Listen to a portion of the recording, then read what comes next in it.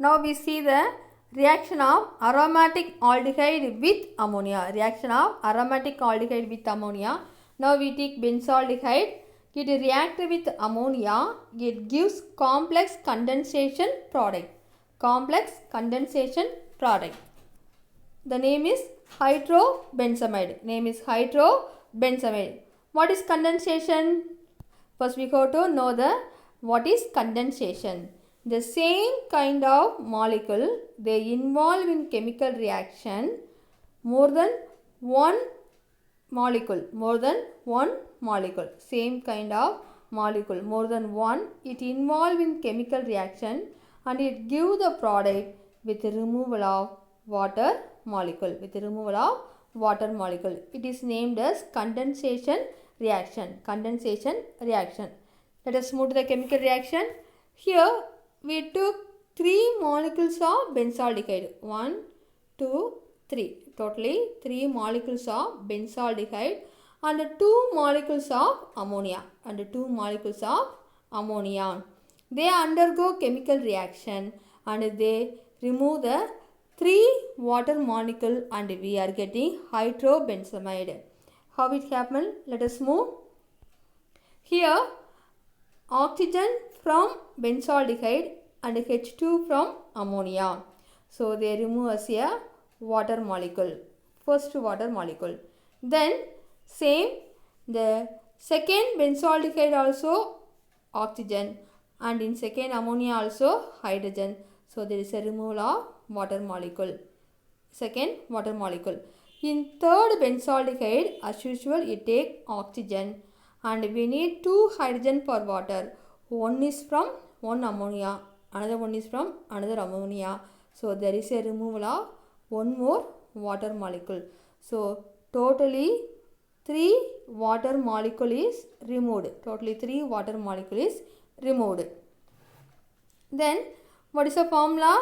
Hydrobenzamide. Let us write the molecular formula for hydrobenzamide. Let us calculate number of carbon. C6H5. Totally we have 3 C6H5 group. So 6 plus 6, 12. 12 plus 6, 18. In CH, we have 2 CH, 19, 20. And here also one more carbon. So 21. Totally we have 21 carbon. C21. Then we have to calculate the number of hydrogen. 5 plus 5, 10. 10 plus 5, 15, 16, 17, 18. So how much hydrogen? Hydrogen is 18. Then 2 nitrogen. So N2. So what is the molecular formula of hydrobenzamide? What is the molecular formula? C21H18 and N2. C21H18 and N2 is a hydrobenzamide. So we conclude that the aromatic aldehydes, they react with ammonia and it gives the complex condensation product. Here benzaldehyde react with ammonia and it gives hydrobenzamide. Next we are going to see the oxidation of aldehydes and ketone. First we see the oxidation of aldehydes. Aldehydes are easily oxidized to carboxylic acid. Aldehydes are easily oxidized to carboxylic acid. The same carboxylic acid must containing the same number of carbon atom as its parent aldehyde. The parent aldehyde, how much number of carbon it have, the same number of carbon should be having the carboxylic acid. The common oxidizing agents we are using is acidified K2Cr2O7, acidified potassium digromate, or acidic or alkaline KMnO4 or chromic oxide. So what are the oxidizing agents, children? Acidified potassium dichromate, acidic or alkaline KMnO4 and chromic oxide. Either any one of the oxidizing agent we may use. Let us move. Now we are taking the acetaldehyde as example. So acetaldehyde. How many carbon in acetaldehyde? 1, 2. In acetaldehyde we have 2 carbon. It undergo oxidation and we are getting acetic acid. So how many carbon in the acetic acid? CH3 1 and C double bond O. See it all. Second one. It also have 2 carbons. So the aldehydes, it oxidize and it give carboxylic acid with the same number of carbon atom. Acetaldehyde oxidize and it give acetic acid with the same number of carbon atom. Oxidation of ketones. Now we are going to see the oxidation of ketone. The ketones are not easily oxidized under drastic condition or with powerful oxidizing agent like corn nitric acid, acidified KMnO4 and acidified potassium dichromate. We can oxidize the ketone. While oxidation, the C double bond O, C cleavage of carbon-carbon bond take place to give a mixture of carboxylic acid. Mixture of carboxylic acid having less number of carbon atom. On studying with aldehyde, we remember it have to give the carboxylic acid with the same number of carbon atom. But ketones, they give less number of carbon atom than the parent ketone. Less number of carbon atom than the parent ketone. Let us move to the example. First one, CH3 C double bond O CH3. CH3C double bond O CH3 acetone. It give the formic acid and acetic acid. Acetone, it give the formic acid and acetic acid. We have to calculate the number of carbon. In acetone we have 1, 2, 3. We have 3 number of carbon atom. But in formic acid we have 1. In acetic acid we have 1, 2.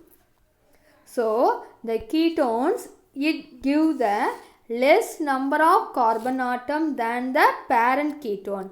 Acetone, it have 3 number of carbon atom. Formic acid, it have only 1 carbon atom. Acetic acid, it have 2 carbon atom. So ketones on oxidation, it give the mixture of carboxylic acid with less number of carbon atom than the parent ketone. Now we are going to see the oxidation of unsymmetrical ketone. How the oxidation of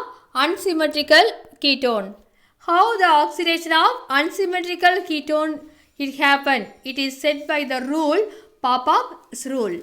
Before moving to the oxidation, we must know what is unsymmetrical ketone. We already know the formula of ketone, that is R C double bond O R. It's a ketone common formula. If both the R is same, it is named as symmetrical ketone. If both the R is not same, it is named as unsymmetrical ketones. The formula may be write as R C double bond O R dash. It is unsymmetrical ketone. While oxidation of unsymmetrical ketone, the C-CO bond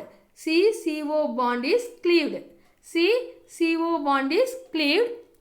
How? The keto group, which is keto group, C double bond O is the keto group. It stay with the smaller alkyl group. Out of the 2 alkyl group R and R dash, any one of them may be smaller. So in that R along the keto group may be adjoined. So this is the rule, Popov rules. So while oxidation, the keto group, it may stay with the smaller alkyl group. We may understand the same with a suitable example. Now we took one ketone, isn't it? CH3, CH2, C double bond O, CH3. What is the type of this ketone, children? Either symmetric or unsymmetric? Yes, it is a unsymmetric. How it is unsymmetric? CH3 CH2, CH2. This is one of the R group and C double bond O. Then CH3 is also another R group. Both are not same. Or C double bond O R days. So it is an unsymmetrical ketone. Can you say the name of this ketone, children? How many carbon we have? 5 carbon. So pentan. In C double bond O is second carbon. So 2ONA. This is the name of the unsymmetrical ketone. Pentan 2-one. This pentan 2-one unsymmetrical ketone undergo oxidation in presence of concentrated nitric acid. Concentrated nitric acid. As per the rule, the CO group must stay with the CH3. CO group must stay with CH3. So CO group must stay with CH3. So what is maybe the product? CH3 COOH. That is the acetic acid. CH3 COOH acetic acid. Here one more product, CH3 CH2 CH2. It becomes CH3 CH2 COOH. This R group oxidizes as propanoic acid. This R group oxidizes as acetic acid. So it follow the rule. What is the rule? Here CH3 is smaller alkyl group. So C double bond O, the carbonyl group adjoined with the smaller alkyl group, we are getting acetic acid. We already know under oxidation of ketone we are getting the mixture of carboxylic acid. That is the reason we are getting propanoic acid and acetic acid. If we consider the number of carbon in propanoic acid 3, in acetic acid 2. In parent ketone we have 5. We know the ketones give the mixture of carboxylic acid with less number of carbon. So this is the oxidation of unsymmetrical ketone.